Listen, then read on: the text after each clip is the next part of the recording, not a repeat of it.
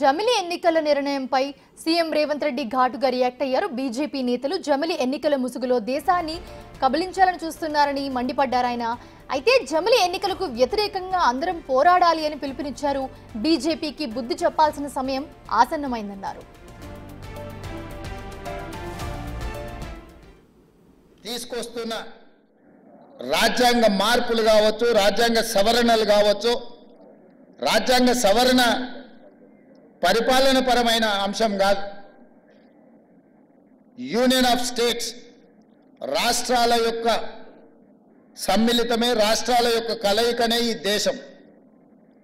Union of states అనే స్పిరిట్ని ఈరోజు దెబ్బతీసి జమిలి ఎన్నికల ముసుగులో తమ ఆధిపత్యాన్ని నిరూపించుకోవాలని చెప్పి బీజేపీ చేస్తున్న ప్రయత్నాన్ని తిప్పికొట్టాలి. ఈ తిప్పికొట్టాల్సిన కీలక సమయంలో సీతారాం యేచూరి గారు లేకపోవడం ఇది దేశానికే తీరని లోటు. ఇది సిపిఎంకు, కామ్రేడ్ కార్యకర్తలకు కాదు.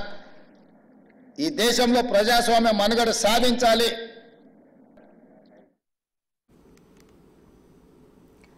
జమిలి ఎన్నికల నిర్ణయంపై సీఎం రేవంత్ రెడ్డి ఘాటుగా రియాక్ట్ అయ్యారు. ఇదే అంశానికి సంబంధించి మరిన్ని అప్డేట్స్ మా డిప్యూటీ బ్యూరో చీఫ్ సాదిక్ అందిస్తారు. సాదిక్, ప్రస్తుతం చూస్తున్నాము రేవంత్ రెడ్డి చేసిన వ్యాఖ్యలు జమిలి ఎన్నికలకు సంబంధించి మీ దగ్గర ఉన్న అప్డేట్స్ ఏంటి? మోనిషా, జమిలి ఎన్నికల ముసుగులో దేశాన్ని ఆధిపత్యం చెలాయించాలని బీజేపీ కుట్ర చేస్తుందని ముఖ్యమంత్రి రేవంత్ రెడ్డి తీవ్ర స్థాయిలో ఆగ్రహం వ్యక్తం చేయడం జరిగింది. దేశం అంటే రాష్ట్రాల యూనియన్ అన్నటువంటి స్ఫూర్తి ఉన్నటువంటి మన భారతదేశంలో ఈ జమిలి ఎన్నికలు ఒకే ఎన్నికల విధానం ద్వారా రాష్ట్రాలకు ఉన్నటువంటి హక్కులను పూర్తిగా కేంద్రం తమ ఆధీనంలో తీసుకొని ఒక పూర్తి స్థాయిలో ఒక అన్డెమోక్రాటిక్ గా వివరించేందుకు గాను ఆ ప్రయత్నం చేస్తుందని కూడా ముఖ్యమంత్రి రేవంత్ రెడ్డి నిప్పులు చెరిగారు. అంతేకాకుండా జమిలి ఎన్నికల సందర్భంగా దేశంలో కబలించాలని కూడా చూస్తున్నారు. రాష్ట్రాలకు ఇప్పటికే చాలా మట్టుకు రాష్ట్రాలకు సంబంధించిన హక్కులను అదించి వేస్తున్నటువంటి కేంద్రం రాష్ట్రానికి రావాల్సిన నిధులు కానీ లేకపోతే హక్కులు కానీ వారికి కావాల్సినటువంటి పన్నుల్లో వాటలో తీవ్రమైనటువంటి కోతలు విధిస్తూ రాష్ట్రాలను తమ గుప్పిట్లో పెట్టుకుందని కూడా ఆగ్రహం వ్యక్తం చేస్తా ఉన్నారు. సో జమిలి ఎన్నికల ముసుగులో దేశాన్ని కబలించేందుకు బీజేపీ మతోన్మాద సంబంధించినటువంటి వాళ్ళు తీవ్ర ప్రయత్నం చేస్తున్నారు. ఇటువంటి టైంలో వామపక్ష పార్టీలు, వామపక్ష ఉద్యమకారులందరూ కూడా కలిసి రావాల్సిన అవసరం ఎంతైనా ఉందని కూడా ముఖ్యమంత్రి రేవంత్ రెడ్డి పిలుపునివ్వడం జరిగింది. సీతారాం యేచూరి లాంటి వ్యక్తులు ఈ టైంలో ఇంకా బ్రతికుంటే బాగుండేది, కానీ జరిగిపోవడం జరిగింది. అయినప్పటికీ ప్రజాస్వామ్య వ్యవస్థలో డెఫినెట్ గా రాష్ట్రాలకు కావాల్సిన హక్కులను కాపాడుకోవాలంటే జమిలి ఎన్నికలను వ్యతిరేకించాలని కూడా ముఖ్యమంత్రి రేవంత్ రెడ్డి అభిప్రాయపడ్డారు. సో అందుకోసం దశల వారీగా ఉద్యమాలు చేయాలని కూడా చెప్తున్నారు. ఇప్పటికే కాంగ్రెస్ పార్టీ జమిలి ఎన్నికల సందర్భంగా సంబంధించిన దానిపైన తీవ్రంగా వ్యతిరేకిస్తుంది. అంతేకాకుండా ఇండియా కూటమిలో చాలా పార్టీలు కూడా జమిలి ఎన్నికలు వ్యతిరేకిస్తున్న తరుణంలో ముఖ్యమంత్రి రేవంత్ రెడ్డి ఈ వ్యాఖ్యలు చేయడం అనేది రాజకీయ ప్రాధాన్యత సంతరించుకుంది.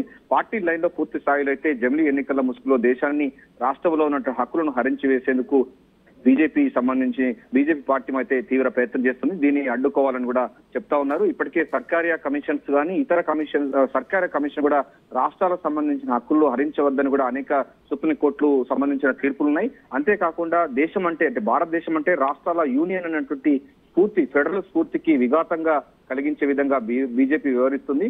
దీన్ని అడ్డుకట్ట వేయాల్సిన అవసరం ఎంతైనా ఉందని కూడా ముఖ్యమంత్రి రేవంత్ రెడ్డి అభిప్రాయపడుతున్నారు. సో ఏఐసీసీ సంబంధించినటువంటి అగ్రనేతలు సైతం ఈ యొక్క జమిలి ఎన్నికల విధానం బీజేపీ ప్రవేశపెట్టినటువంటి ఏక ఎన్నికల విధానాన్ని తీవ్రంగా వ్యతిరేకిస్తున్నారు.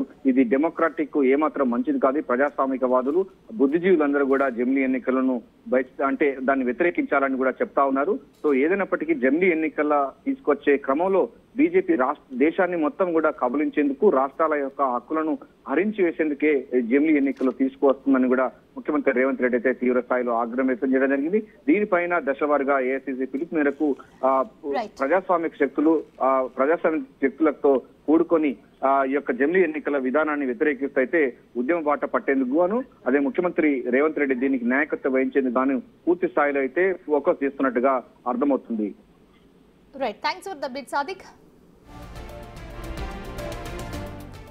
ప్రధాని నరేంద్ర మోదీపై సీఎం రేవంత్ విమర్శలు గుప్పించారు. కాంగ్రెస్ జాతీయ నేత రాహుల్ గాంధీపై బీజేపీ కేంద్ర మంత్రి తీవ్ర వ్యాఖ్యలు చేసినా ప్రధాని ఖండించకపోవడం బీజేపీ ఫాసిస్టు విధానానికి నిదర్శనమన్నారు ఆయన. ప్రధాన ప్రతిపక్ష నాయకుడు రాహుల్ గాంధీ గారి మీద వాడిన పదజాలం నరేంద్ర మోడీ గారు ఖండించకపోవడము ఆ మంత్రి గారి మీద చర్యలు తీసుకోకపోవడం అనేది బీజేపీ యొక్క ఫ్యాసిస్ట్ విధానాలు ఈరోజు కళ్ళకు కనిపించినట్టుగా మనకు ఉన్నాయి. ప్రధాన ప్రతిపక్ష నాయకుడి మీద వ్యాఖ్యానించే ముందు కేంద్ర మంత్రివర్గంలో ఎవరో సామాన్య కార్యకర్త లేకపోతే వీధి రౌడీనో అలాంటి మాటలు మాట్లాడినంటే వేరు. నరేంద్ర మోడీ గారి మంత్రివర్గంలో ఉన్న మంత్రి ఇట్లాంటి భాష, ఇట్లాంటి ఆలోచన విధానంతో మాట్లాడడము ఇది ప్రజాస్వామ్య స్ఫూర్తికి మంచిది కాదు. ఒక కేంద్ర